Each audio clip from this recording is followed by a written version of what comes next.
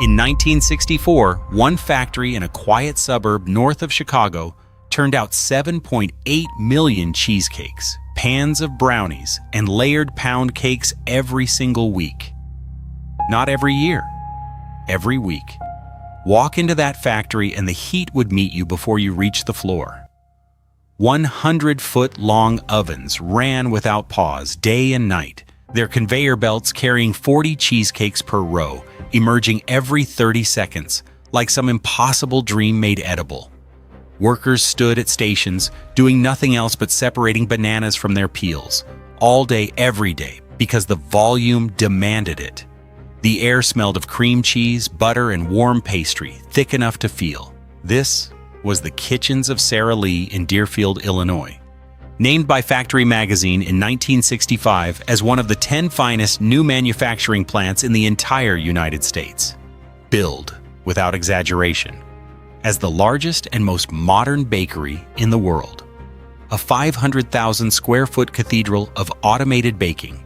Its computer systems so advanced that analysts were still writing about them 6 years after the plant opened, marveling at what had been built on 52 acres of Illinois land.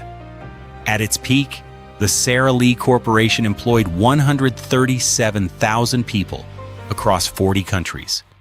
Its products reached consumers in 180 nations. Its name was burned into the American consciousness by one of the most infectious advertising jingles ever written. Then, something happened. Something that combined bad strategy and identity crisis. And the relentless tide of an industry changing faster than any boardroom could anticipate. Today, the Deerfield site where those ovens burned bright is a residential condominium complex called Coromandel. The factory is gone. The corporation that bore the Sara Lee name, the great diversified empire, no longer exists. And the brand itself has been passed between corporate owners like an inheritance nobody quite knows what to do with. So how does a company that put butter pound cake in every American freezer, that gave a generation its sweetest memories, end up dismantled and distributed among strangers? This is the story of the rise, the unlikely dominance, and the long, painful unraveling of Sara Lee. Welcome inside the factory where the butter never stopped melting until the day it did. Year 1935. Chicago, Illinois. The city of Chicago was still wearing the scars of the Great Depression in 1935. Unemployment sat like a stone on the chest of the country. Banks had failed. Businesses had closed. Ambition for most people was a luxury they could no longer afford. Charles Lubin was not most people. Lubin had been scraping baking pans since the age of 14. Not as a stepping stone, but as a calling. He had dropped out of high school, entered the world of professional baking through apprenticeship, and spent 2 decades learning every corner of the trade. By the time he was 32, he and his brother-in-law, Arthur Gordon, had scraped together $1,500. That was enough to purchase 3 small neighborhood bakeries on the south side of Chicago, operating under the name Community Bake Shops. The shops were modest. The ambitions were not. Lubin possessed something that most bakers of his era lacked entirely. A conviction that quality could command a premium price, even in an economy still rebuilding from collapse. Where his competitors sold coffee cakes for 29 cents, Lubin's instinct told him to charge 79 cents and make the product worth every additional penny. He loaded his cakes with real butter. Grade A of butter, 93 score, the finest produced in the United States. He used fresh cream cheese, real bananas, actual eggs. Nothing was imitation. Nothing was diluted. He was, by his own admission, laughed out of the offices of a major Midwest supermarket chain when he first suggested they carry his product at that elevated price point. The buyers thought he was delusional. A cake for 79 cents when the standard was 29? It simply wasn't done. But Lubin believed people would pay more for something genuinely better. It was not a complicated philosophy. It was, however, a rare one in 1935. He pressed on. Over the next 14 years, the community bake shops grew from 3 locations to 7. Lubin eventually parted ways with Arthur Gordon, driven by entrepreneurial hunger that the partnership could no longer contain. He wanted something bigger, something national, something that could reach beyond the neighborhoods of Chicago and plant itself on kitchen tables across the country. He just needed one idea, one product, one name. And in 1949, staring at his 8-year-old daughter, he found all 3 at once. The stage was set. What came next would change American kitchens forever. Year 1949 to 1951, Chicago, Illinois. Charles Lubin's wife Tilly liked to tell the story simply. They had just had a daughter. Her name was Sara Lee. One day Charles was thinking about a name for a new cream cheesecake he had been perfecting in his kitchen. He asked Tilly for a suggestion. She offered their daughter's name, half joking. Charles did not hesitate. The product had to be perfect, he told his daughter years later, because he was naming it after her. In 1949, the cheesecake went to market. It sold for 79 cents, Lubin's signature price point, one that had always represented his philosophy that excellence justified a premium. But it was not merely the recipe that made the Sara Lee cheesecake revolutionary. It was how Lubin chose to sell it. The problem facing any premium bakery product was distance. A cheesecake baked on Monday in Chicago could not, in 1949, easily reach a buyer in Texas by Friday. It would spoil. It would collapse. The freshness that justified the price would be gone before the product reached the shelf. Every attempt to scale a bakery nationally had run into this wall. Lubin solved it with aluminum. He developed a process by which his cheesecakes and cakes were baked directly in aluminum foil pans, then frozen immediately, and shipped to store freezers still inside those same pans. The consumer would pick up the pan, take it home, and heat it, and what emerged from their oven would taste as though it had been freshly baked that morning. The aluminum pan was not just packaging, it was a preservation system and a distribution solution and a marketing statement all at once. Lubin is widely credited as one of the pioneers of the modern aluminum foil baking pan. What seems ordinary today, buying a frozen dessert in a foil container, was genuinely novel in 1951 when the all-butter pound cake joined the Sara Lee line. A buyer visiting Chicago from Texas tasted the product and was so impressed he asked Lubin to ship it south. That single request opened a door. Lubin franchised delivery routes within a 300-mile radius of Chicago, then expanded nationally. By 1952, the kitchens of Sara Lee were delivering to all 48 contiguous states. The empire was no longer a neighborhood affair. It was a national machine. And the machine was only getting started. Year 1951 to 1956. Chicago, Illinois. In 1951, Charles Lubin opened the kitchens of Sara Lee as a standalone wholesale operation. His starting capital was $21,000. His space was 2,000 square feet. His staff was small enough to count on one hand. His first year of operation generated $400,000 in gross revenue. That number alone tells you something about the power of a well-made product at the right moment in American consumer history. Post-war America was hungry, literally and figuratively. Families were moving into new suburban homes, filling refrigerators, discovering frozen food as the miracle of the modern kitchen. The demand for quality convenience products was accelerating faster than most manufacturers could respond. Sara Lee was already in position. Charles Lubin had not only pioneered the baking to freezing process, he had also understood almost instinctively that American households would embrace the idea of a bakery-quality dessert that required no actual baking. By 1956, Sara Lee was generating $9 million in annual sales. The company had moved to larger quarters 5 times. The product line had expanded beyond the original cheesecake to include brownies, coffee cakes, and the wildly popular all-butter pound cake. A feature in Time magazine described Lubin as the boss of a 584-person concern, grossing more than $30 million a year, and it described the production floor with something close to awe. Cakes shot off the assembly line as though by magic. Aluminum pans wound through ovens at the rate of 2,400 per hour. Sara Lee had become, by the mid-1950s, the nation's single largest commercial consumer of cream cheese, the largest buyer of fresh bananas, the largest purchaser of grade A butter in commercial quantities. These were not modest achievements. These were the purchasing patterns of an institution. In 1956, the Consolidated Foods Corporation came calling.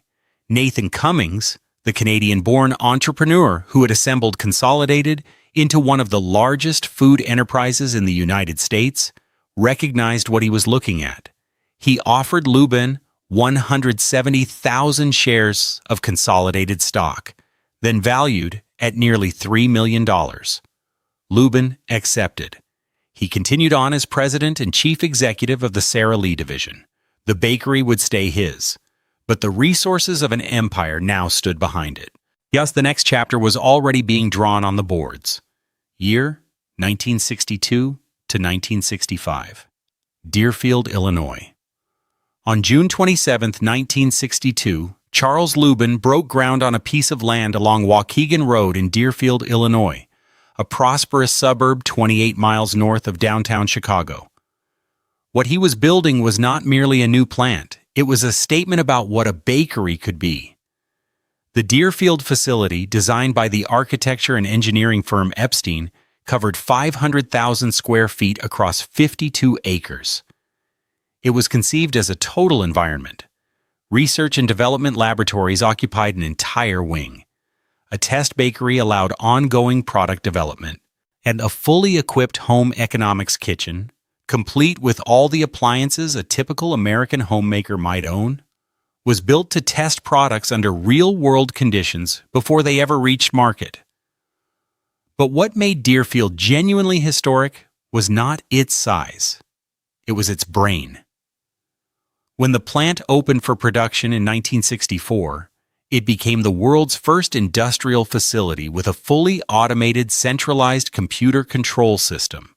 In an era when most manufacturers used computers only to monitor isolated processes, the Sara Lee Deerfield plant used a single system to manage everything: raw material, receiving and storage, ingredient formulation and mixing, the baking process itself, palletization, warehouse storage and retrieval, load dispatching, and shipping. 6 years after the plant opened, what analyst David Blythe Foster published a review suggesting it was likely the most automated factory in the world. The warehouse alone could hold and manage nearly 8 million cakes. The ovens ran 100 feet in length. Cheesecakes moved along their belts 40 per row, emerging every 30 seconds in an unbroken stream of golden brown perfection. Workers standing nearby were warmed by radiant heat even through the air conditioning. The entire facility was, by any measure, an engineering miracle. On May 12, 1965, Factory magazine named Deerfield one of the 10 top new manufacturing plants in the United States. In 1985, President Ronald Reagan visited the facility personally, a presidential endorsement of American industrial achievement. At its peak, the Deerfield plant produced 7.8 million baked items per week. But here's the thing. The very scale of what Lubin had built would, within a generation, become one of the forces working against the company. A factory this large, this specialized, and this fixed is also a factory that cannot pivot quickly. And the world was already beginning to shift. If you're finding this story fascinating, please hit that like button and subscribe to the channel. It really helps us continue bringing you these deep dives into history. Year 1965 to 1985, national. Charles Lubin retired on August 15, 1965. He was 62 years old. A self-described little old baker who had built one of the most recognizable food brands in the United States from $21,000 and a conviction about butter. He left behind a division generating revenues that would have seemed impossible to the young man laughed out of a supermarket buyer's office 30 years earlier. After his departure, the kitchens of Sara Lee continued to expand under the umbrella of Consolidated Foods. The food service division was established to target airlines, hospitals, universities, and large restaurant chains. The Sara Lee brand began to appear not just in home freezers, but in the kitchens of institutions feeding thousands of people each day. The market footprint grew wider. In 1960, Lubin had begun using television advertising for the first time. Recognizing that the medium could do something that route salesman and grocery store placement could not. It could create emotional familiarity at a national scale. The Sara Lee brand appeared in living rooms across the country. But it was in 1985 that the advertising campaign achieved something close to immortality. The jingle was simple, almost grammatically offensive. Everybody doesn't like something, but nobody doesn't like Sara Lee. The double negative was not an accident. It was a hook. Linguistically strange, impossible to fully parse on first hearing, but instantly memorable.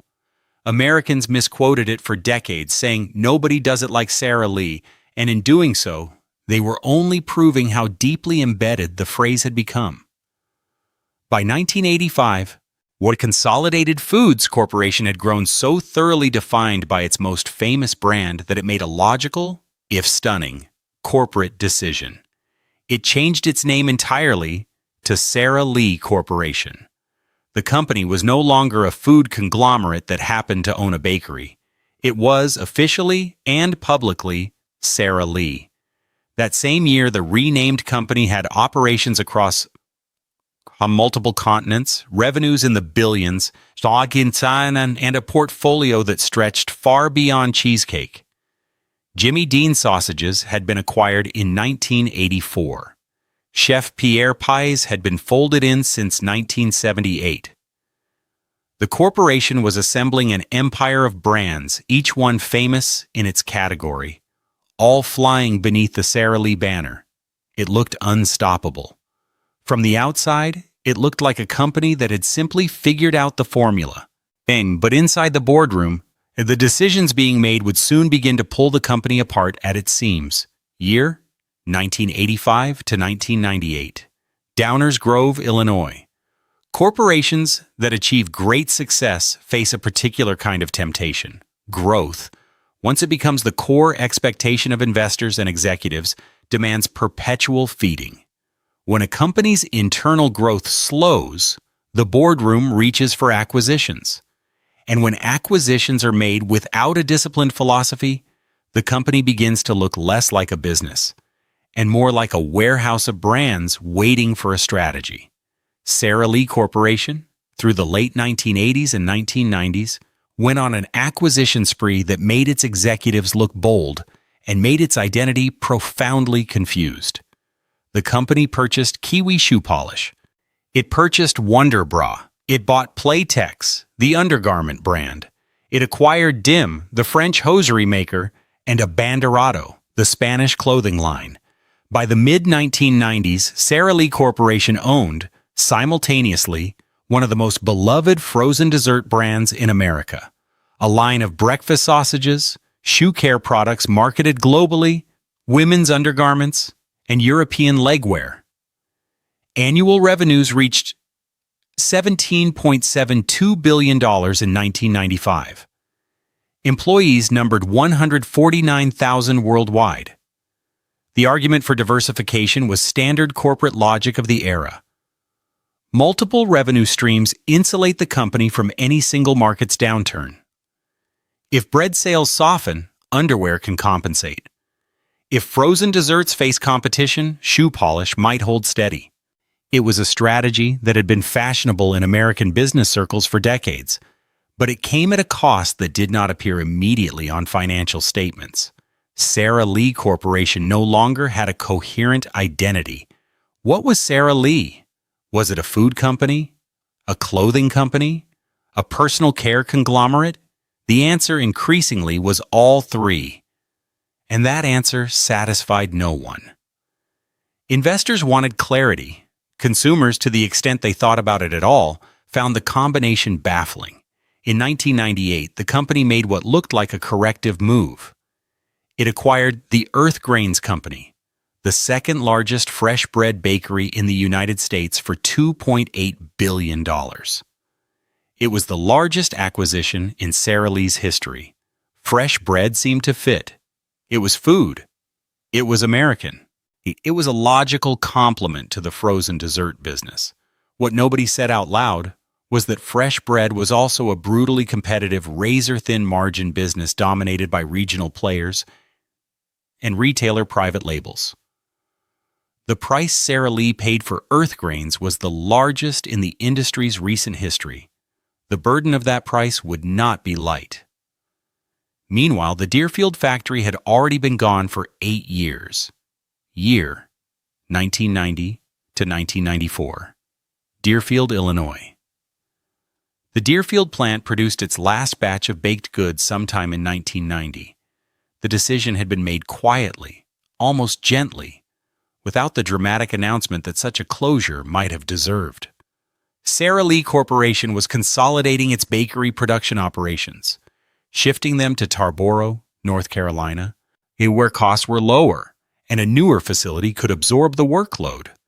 Deerfield, for all its legendary history, was no longer efficient enough to justify its overhead.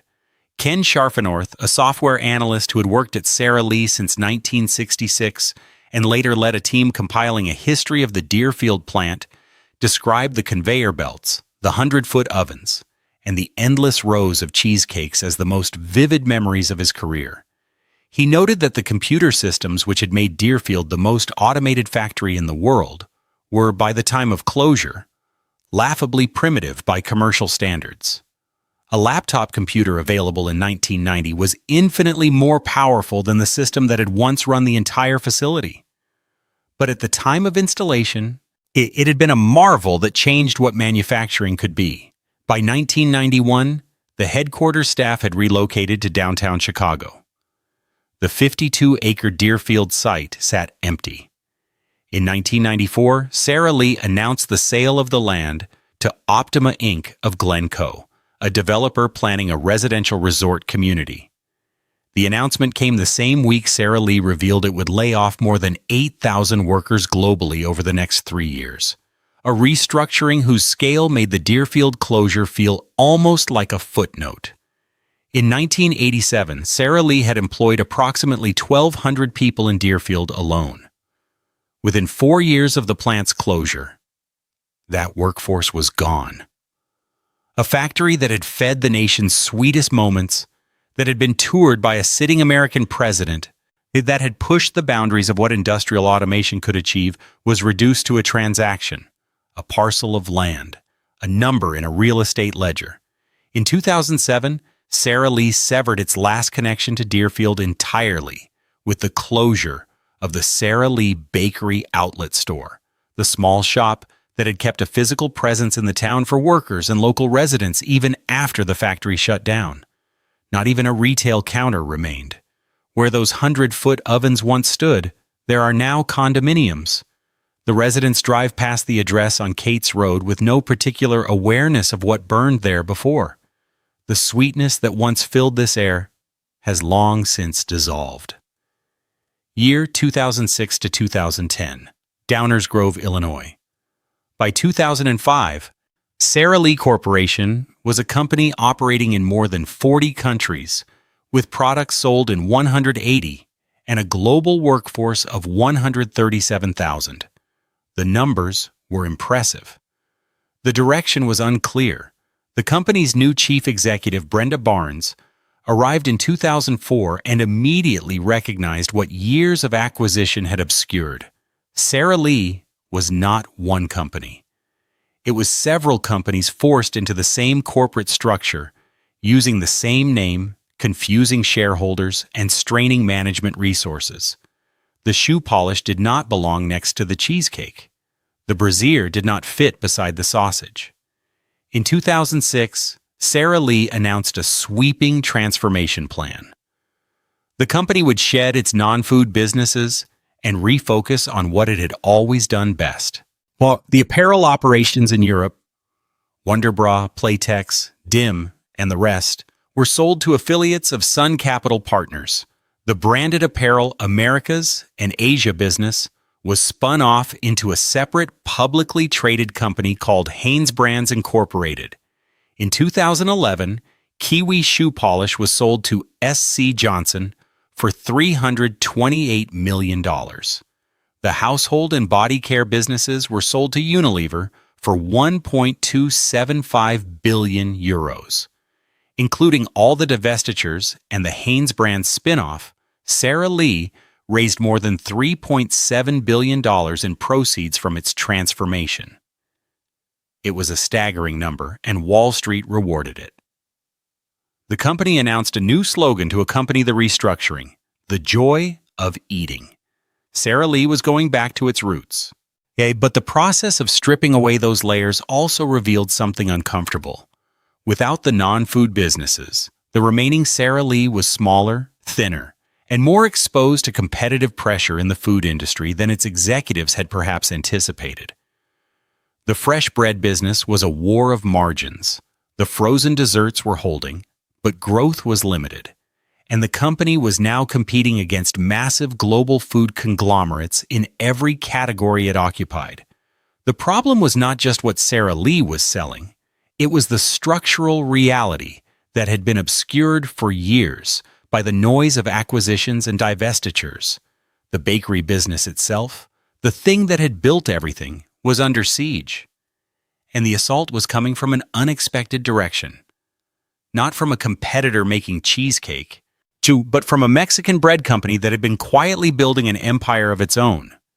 Year 2010 to 2011, Downers Grove, Illinois.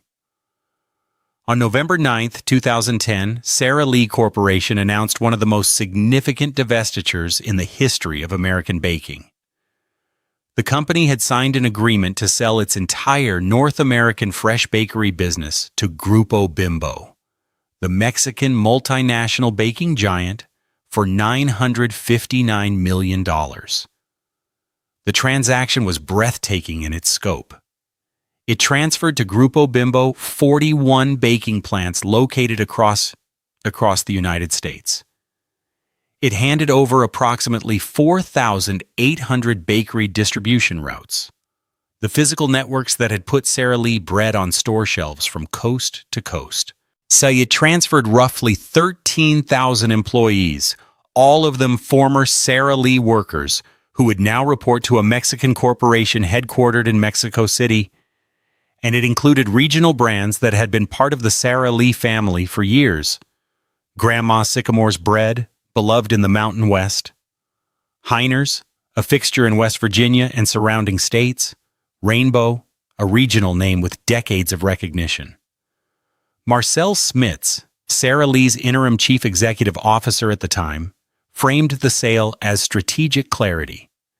The company would now concentrate on its coffee and protein businesses, the Duo Egbert's coffee brand internationally, and the Jimmy Dean, Ballpark, and Hillshire Farm meat lines domestically.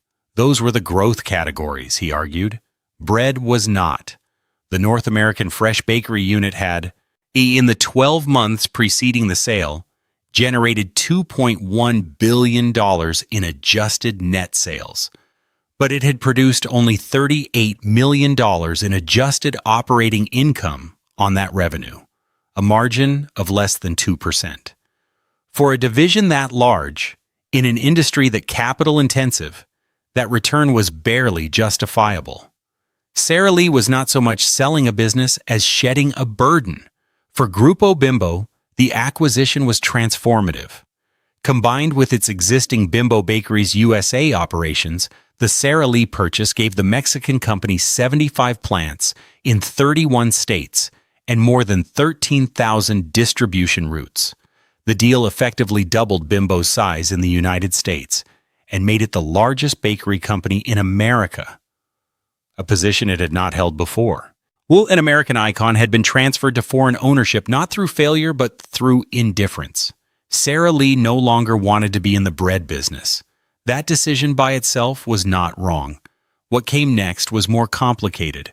We're halfway through this incredible story. If you're enjoying it, don't forget to like and subscribe. Your support means everything.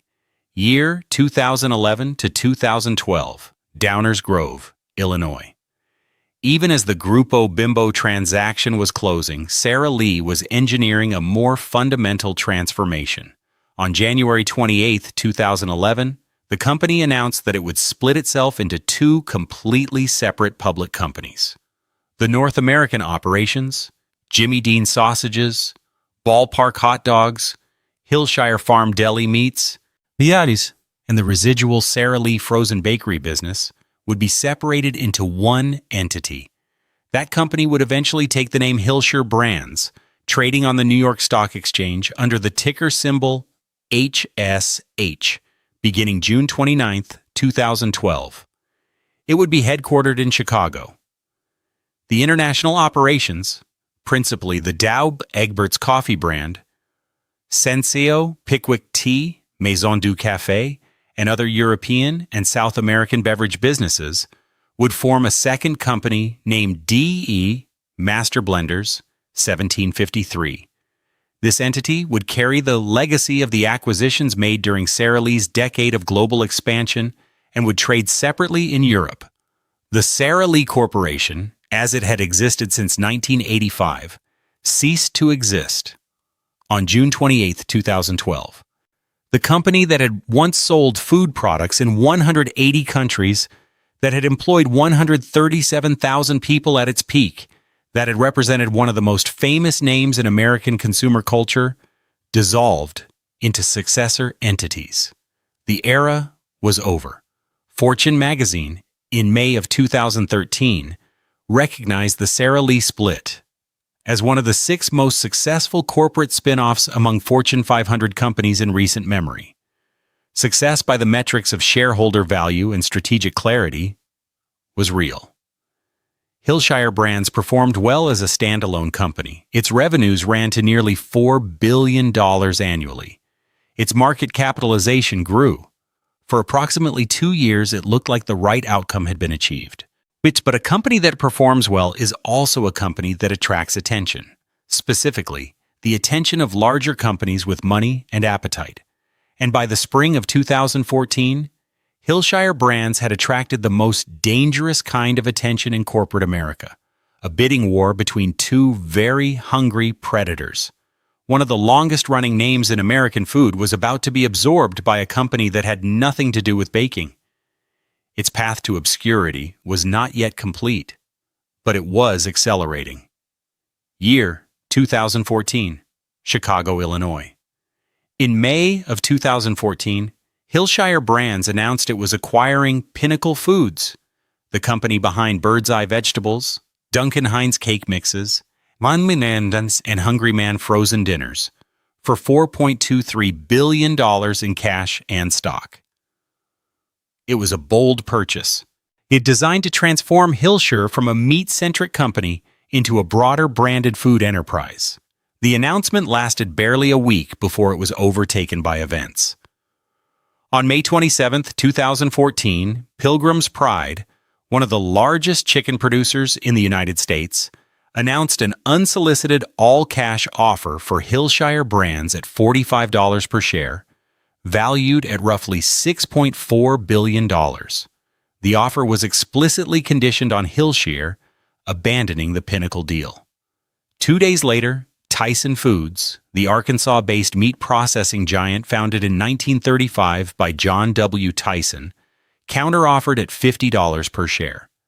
Tyson escalated further in early June to $63 per share, a transaction valued at $8.55 billion. Chauncey making it one of the largest acquisitions in the packaged food industry in years. Hillshire's board accepted. On June 16, 2014, the board formally withdrew its recommendation for the Pinnacle merger. Pinnacle received a $163 million termination fee for its trouble. And on August 28, 2014, Tyson Foods completed the acquisition. Hillshire Brands ceased trading on the New York Stock Exchange. The Jimmy Dean, Ballpark, Hillshire Farm, and Sara Lee frozen bakery brands became property of Tyson Foods, a company whose core business was chicken. Tyson Foods chief executive Donnie Smith described the transaction as an opportunity to shift toward higher margin, prepared and branded foods. It was, by the metrics of financial analysis, a defensible strategy. Prepared foods carry better margins than raw poultry. A brand like Sara Lee, even in its reduced form as a frozen bakery business, brought consumer recognition that Tyson could leverage. But the Sara Lee frozen bakery division was never Tyson's focus. The company had purchased Hillshire Brands for the protein businesses, for sausage and hot dogs and deli meat.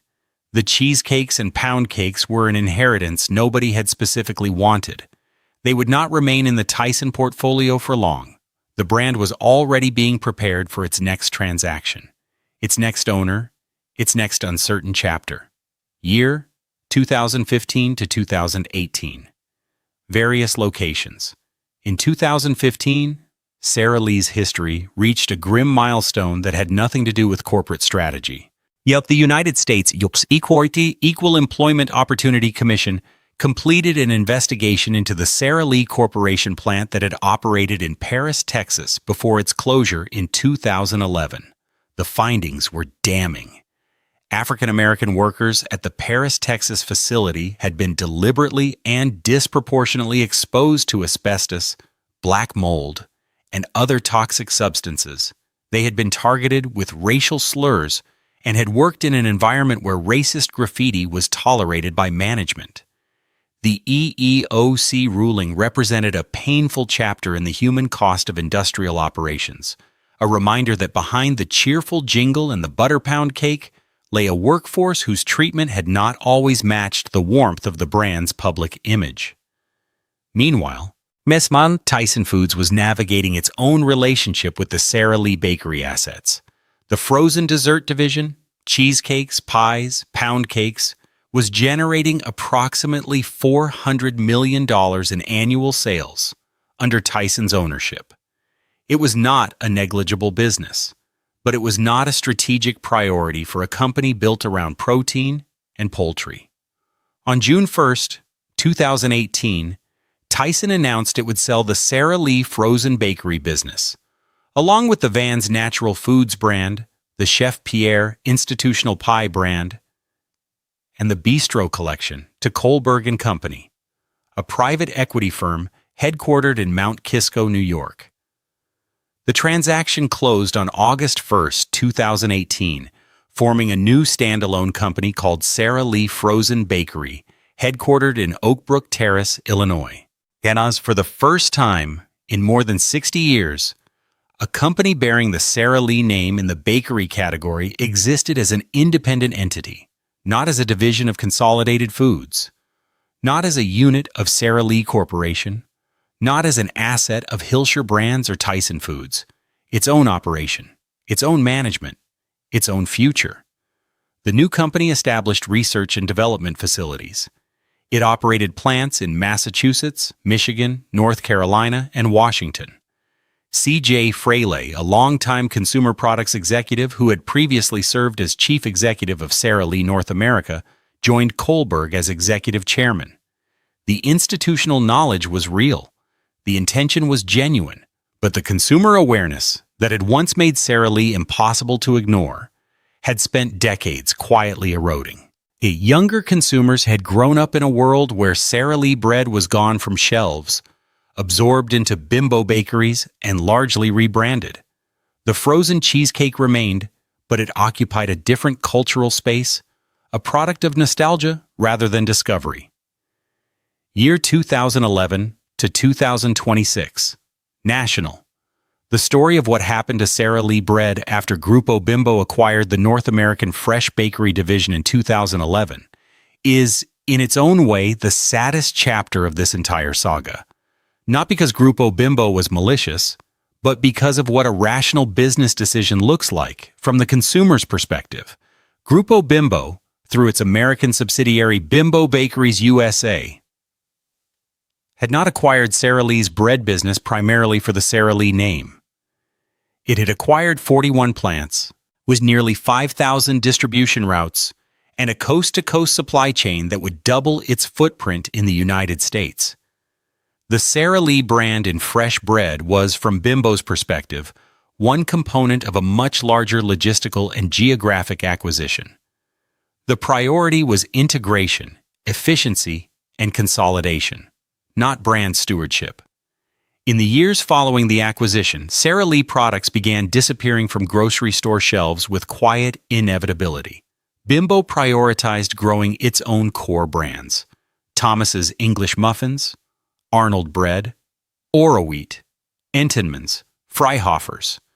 The Sara Lee name on fresh bread was gradually phased out, replaced by Bimbo's own labels or by private store brands. Grocery store bakery sections that had once featured Sara Lee bread transitioned to private label options. The Sara Lee name, for millions of consumers who had grown up with it, simply stopped appearing. The Antitrust Division of the United States Department of Justice required Bimbo to divest certain assets as a condition of the acquisition's approval. Sara Lee and Earth Grains bread operations in California and Earth Grains in Oklahoma City were sold to Flowers Foods. Wholesome and Milano operations in Pennsylvania went to Schmidt Baking Company. The brand's geographic footprint fractured further. By 2026, the Sara Lee name in fresh bakery exists as a licensed brand, carried in some regional markets, maintained by different companies in different territories. In the United States, Bimbo Bakeries USA holds the fresh bread rights. Sara Lee Frozen Bakery, under Kohlberg's ownership, produces the frozen desserts. Two separate companies. The two separate ownership structures, one name shared between them, stretched thin across the distance. The jingle still plays in the memory of anyone who watched television in the 1980s. The cheesecake still exists in freezer aisles.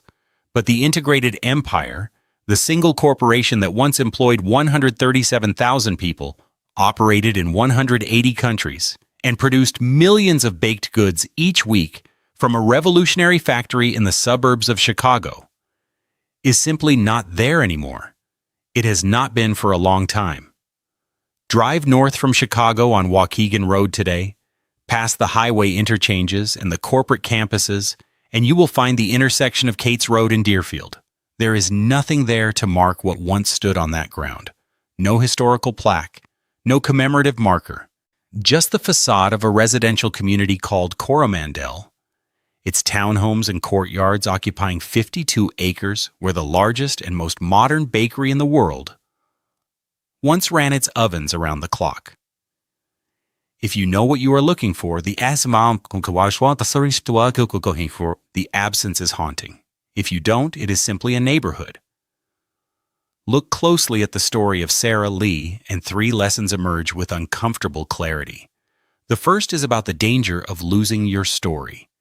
Charles Lubin built the kitchens of Sara Lee around an idea so simple it was almost personal, that people would pay more for something genuinely better, and that a name attached to a daughter's perfection was a promise worth keeping. That clarity of purpose, quality, commitment, a name that meant something, was what the company sold, even more than the cheesecake. By the time Sara Lee Corporation was simultaneously selling shoe polish, underwear, and pound cake, the story had become noise. The consumer could no longer hear the promise. A company that cannot articulate what it stands for has already begun to dissolve, even when its revenues are still climbing. The second lesson is about the cost of confusing size with strength.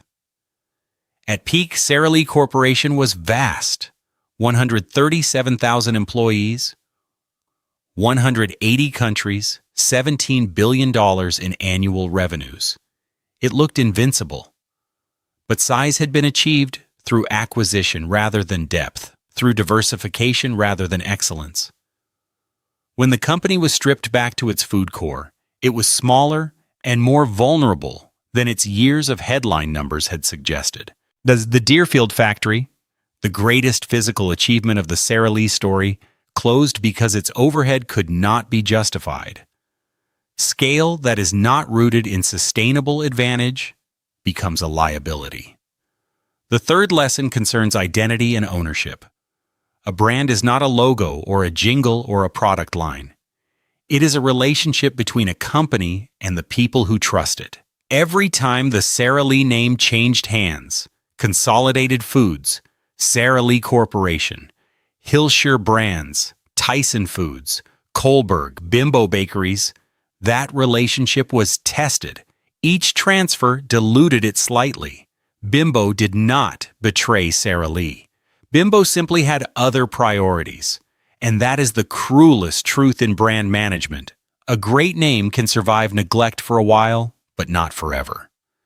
Between 1949, when Charles Lubin named a cream cheesecake after his daughter, and 2012, when the corporation bearing that name dissolved, Sara Lee grew from $21,000 and 2,000 square feet into a global enterprise. It peaked at 137,000 employees. It fell through a decade of divestiture and split into pieces that no longer recognize each other as family. What remains is a frozen cheesecake in the grocery freezer, a name on a bread package in certain markets, a jingle that people still misquote. And somewhere in Deerfield, Illinois, underneath the concrete and the landscaping of a residential community, the faint ghost of an oven that once fed a nation. It ran for 26 years, produced 7.8 million items every week at its height, and was demolished so quietly that most people never noticed it was gone. Nobody doesn't like Sara Lee, but nobody is watching over her either.